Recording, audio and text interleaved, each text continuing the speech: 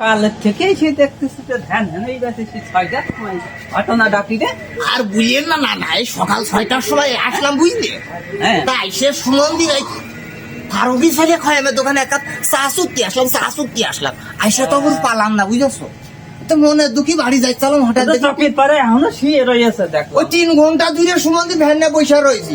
এই কলা বাগানের থেকে এসে বলছে না ভাই একটু এসে আমার নিয়ে যান দিন তা নিয়ে যাই পাচ্ছি না, কিন্তু আমি এই নদী পার করার জন্য বসে রয়েছি। গাড়ির কি হয়েছে? আর ভাই 3টে টায়ার লাগাইতে গেছেন, মনে হলো নদী পার করে ভাই সে ওভার চলে যাইছে।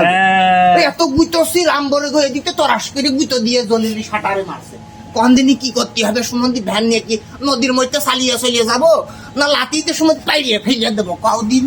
চা খেতে হবে, 2 কাপ চা খালি করে বুদ্ধি এটা বাই করো না না, খালি চলো দিদি। ওই ছোটবেলায় দুইজন ওই 3 কাপ করে চা খাতাম যখন আমার ওই 3 মাস বয়স ছিল, বুঝতেছো? হ্যাঁ। ওই তুমি আমার তখন এক বালতি সামনে চা দিয়ে বলতে, হারে এই চার মধ্যে বসে তুই গোসল করবি, আরে তাহলে তো শরীর মোটা হবে। হ্যাঁ। ওই তাই শুনে সুমন্দির রামবাজারে প্রতিদিন 3 ঘন্টা করে বসে থাকে। ওই খাইমের তালে পারে চা 2 কাপ খাতেই হবে। এই কিন্তু বসে থাকে সুমন্দির চা পাই না, কি করতে হবে? এখন তো বড় হয়ে গিয়েছে, বুঝতেছো? ফোন দে। ওই যখনই তুমি আমার ঝাড়কে মধ্যে ডুবি দিয়েছো তখনই আমার মুখ বন্ধ হয়ে গিয়েছে। এই মুখ ছাড়ানোর জন্য আমি আমেরিকা থেকে জেটি কল নিয়ে আসছি। ধনের মাথায় বাদি দিয়ে দেখি টানছে, তাও হচ্ছে না।